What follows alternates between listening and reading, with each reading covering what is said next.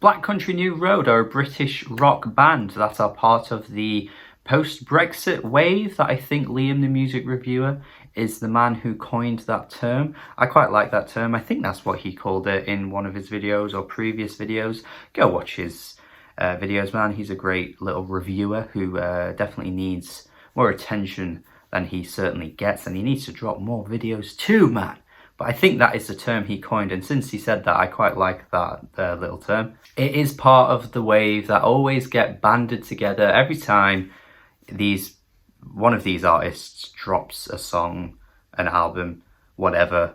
They've just kind of been grouped together at this point. I've grouped them together before. You've got your Squids, you've got your Black Midis, you maybe even have other bands as well that are lurking in the distance. They're just bringing back the classic days of post-punk, post-rock, and combining genres together to create a really cool new wave of experimental rock bands in the UK that are bubbling. They're not huge, although this album did end up charting pretty high in the UK, and you know, it's good to see, but they're not like, you know, breaking into the mainstream anytime soon. They're just really for your specific rock music nerds. Anyone that knows their history could probably list off about 10 different bands that you could compare a band like Black Country New Road to, from the 70s, 80s, 90s.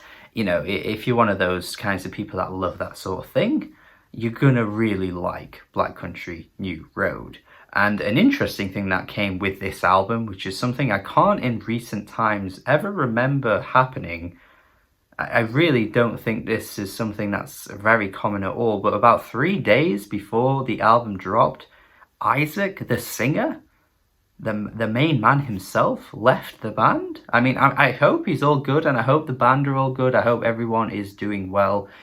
You know, from a mental health perspective, it would be a shame to see anyone, you know, in bad health. I'm sure everyone is okay, and I'm sure the reasons for leaving the band are valid and everything like that. But just in terms of the timing, it's very strange. I can't think of a time that this has ever happened. So it leaves the future of the band, Black Country New Road, in a very interesting and perhaps questionable position. We don't know where they're going to go from here. So all we have here is the album itself. And I've got to say, I really like their debut, more than I expected, because I thought the singles were good, but I'd only heard 2 or 1, maybe.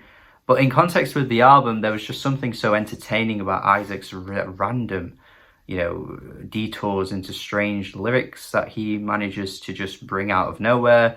The really snarky humor, the sarcastic nature of his vocals, and the way the tracks just packed in so much, despite there not being that many songs on the album. They were eventful. It always felt like something interesting was going on. It was a highlight for last year for me in music. It certainly was.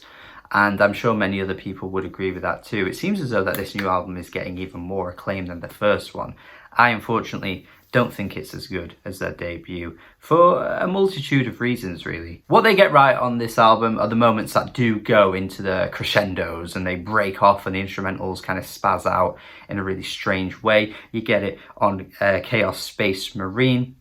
This track is so hyperactive in such an like ADHD type way. It is just so bizarre, with the instrumentals clashing together in a way that an album from like the band Little Women, I don't even know if they're still going anymore, but their like 2010 album, that kind of thing, where everything's just so like farty and splurting out into your ears. This track reminds me of that, basically.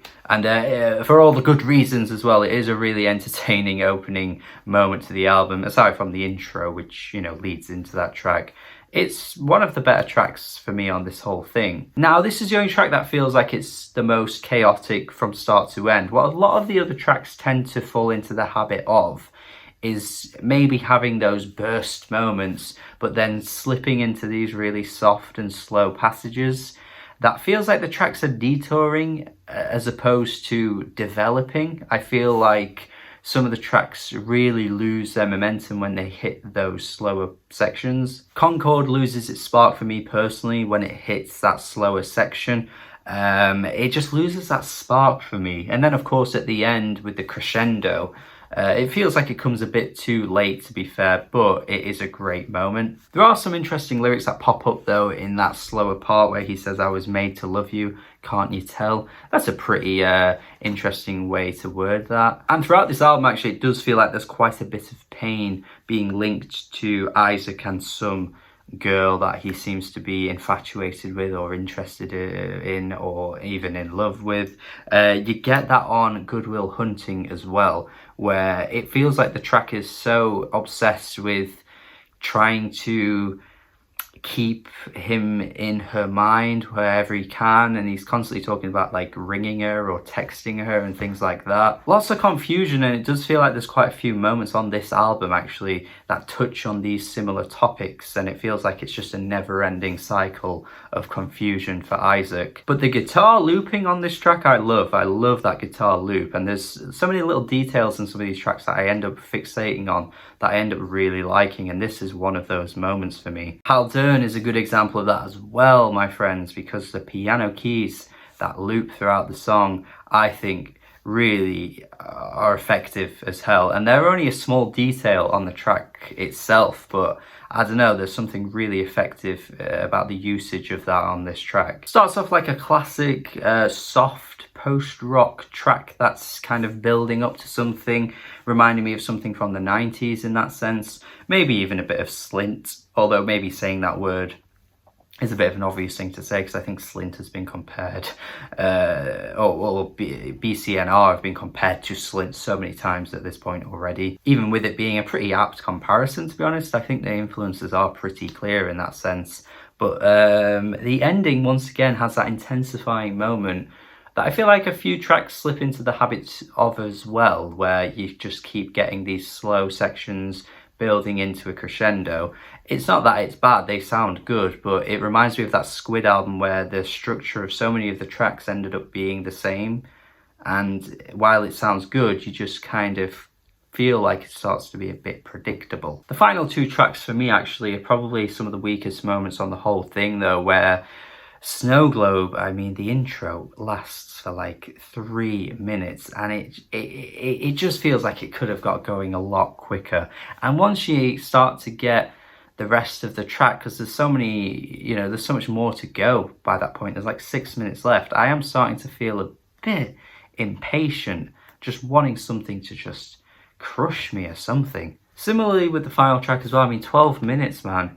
I'm not entirely sure if it's justified with the runtime. I could have cut a lot of this track out and maybe just introduce something a little bit more exciting at some point. It just never really gets going. And this is where, for me, these two albums, their debut and this one, are separated, because they would have done more with the time on the first album. They would have packed in more in those minutes on the first album, and I feel like they lose a bit of that on this one. That being said though, The Place Where You Insert the Blade, I think is the best song. This track right here, the pain in Isaac's voice is just wow. Like, you can hear so much pain in his voice, and he sells it so well. And I think the last two tracks lose a bit of that emotional power, because the emotional power is all in this song. While I was saying the softer moments on this album do lose the effect a little bit, this track is the complete opposite of that for me, where the effect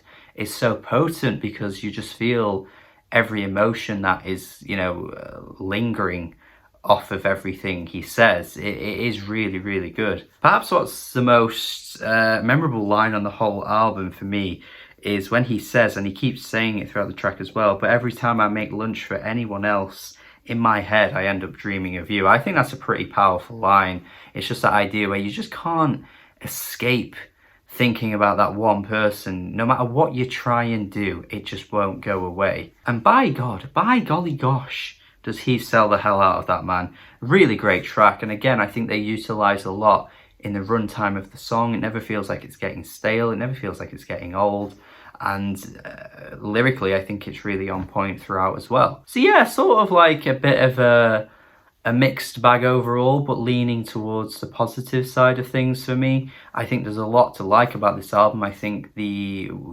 difference in what they tried doing on this one compared to their debut is pretty admirable as well. It's not like they're just doing the same thing again. You certainly can't say that, but they just lose a bit of the effect in places for me. I just feel like the tracks don't have that urgency to them like the debut album did.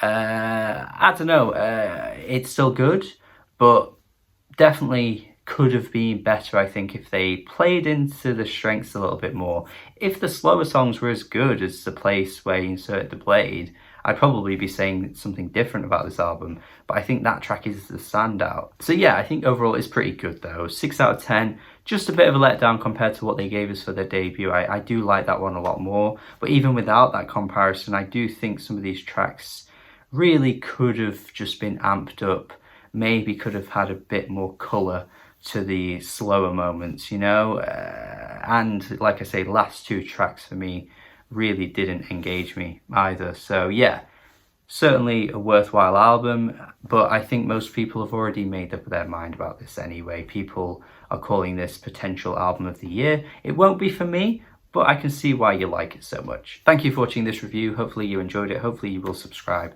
and don't get too mad at me. Thanks for watching as always. Have a good day and goodbye.